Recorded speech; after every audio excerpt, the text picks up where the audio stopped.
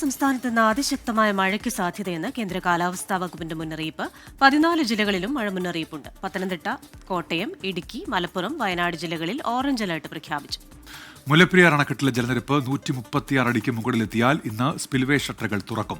കനത്ത മഴയെ തുടർന്ന് തൃശൂർ പീച്ചി ഡാമിന്റെ ഷട്ടർ ഇന്ന് ഉയർത്തും. വിശദാംശങ്ങളുമായി ഇപ്പോൾ രാഹുൽ വിജയൻ ഇടുക്കിയിൽ നിന്ന്, സുർജിത് അയ്യപ്പത്ത് വയനാട്ടിൽ നിന്ന്, ടോബി ജോൺസൺ കോട്ടയത്ത് നിന്ന്, വി ജയശങ്കർ പത്തനംതിട്ടയിൽ നിന്നും ചേരുന്നുണ്ട്. ആദ്യം രാഹുൽ വിജയനിലേക്കാണ്. രാഹുൽ, ഇടുക്കിയിൽ കനത്ത മഴയുണ്ട്. ഈ മുല്ലപ്പെരിയാറിന്റെ സ്പിൽവേ ഷട്ടറുകൾ ഇന്ന് ഉയർത്താൻ സാധ്യതയുണ്ടോ? തമിഴ്നാട് ഇക്കാര്യം അറിയിച്ചിരുന്നുവല്ലോ. എന്തൊക്കെയാണ് വിവരങ്ങൾ രാഹുൽ?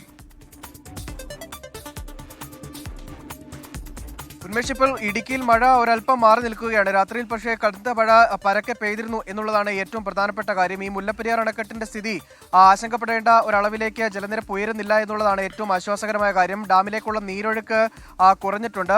തമിഴ്നാട് കൊണ്ടുപോകുന്ന വെള്ളത്തിന്റെ അളവ് കൂട്ടുകയും ചെയ്തിട്ടുണ്ട്. ഈ ഒരു ഘട്ടത്തിൽ 136 അടിയിലേക്ക് പെട്ടെന്ന് ജലനിരപ്പ് എത്താനുള്ള സാധ്യത വളരെ കുറവാണ് എന്നുള്ളതാണ് ഇടുക്കി ജില്ലാ ഭരണകൂടത്തിന്റെ ഒരു വിലയിരുത്തൽ. അത് മാത്രമല്ല, തമിഴ്നാടും അത്തരത്തിലുള്ള ഒരു നിഗമനത്തിലേക്കാണ് പോവുകയും ചെയ്തിരിക്കുന്നത്. മാത്രമല്ല, ഇന്നിപ്പോൾ ഷട്ടറുകൾ തുറക്കാനുള്ള സാധ്യത വളരെ വളരെ കുറവാണ്. കാരണം 135.55 അടിയിലേക്ക് മാത്രമേ ജലനിരപ്പ് ഉയർന്നിട്ടുള്ളൂ. 136 അടിയിലേക്ക് എത്തിയതിനു ശേഷം മാത്രമേ ഈ തുറക്കുന്ന കാര്യത്തിൽ തമിഴ്നാട് ഒരു തീരുമാനമെടുക്കുകയുള്ളൂ. ഏതെങ്കിലും സാഹചര്യത്തിൽ തിടുക്കപ്പെട്ട് തുറക്കേണ്ടതില്ല എന്നുള്ളതാണ് തമിഴ്നാടിന്റെ ഒരു നിലപാട്. പരമാവധി 136 അടിയിൽ തന്നെ ജലനിരപ്പ് ക്രമീകരിക്കുക. അതിനുശേഷം ആവശ്യമായ ഘട്ടം എത്തിയാൽ മാത്രം ഇത് പുറത്തേക്ക് ഒഴിക്കൽ മതി എന്നുള്ളൊരു തീരുമാനത്തിലാണ്. എന്തായാലും പെരിയാറിലേക്ക് വെള്ളം ഒഴുക്കുകയാണെങ്കിൽ സ്വീകരിക്കേണ്ട മുൻകരുതലുകൾ ഇടുക്കി ജില്ലാ ഭരണകൂടം സ്വീകരിച്ചിട്ടുണ്ട്.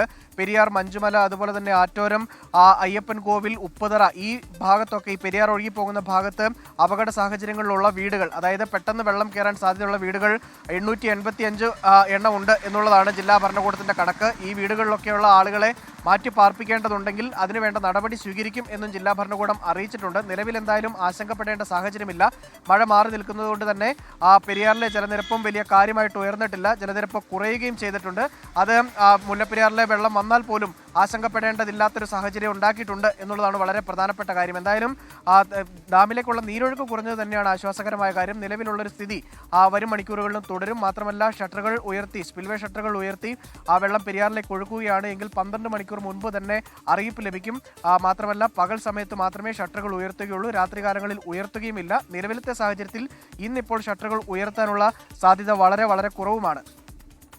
ശരി, രാഹുൽ വിജയനാണ് ഇടുക്കിയിൽ നിന്നുള്ള വിശദാംശങ്ങൾ നൽകിയത്.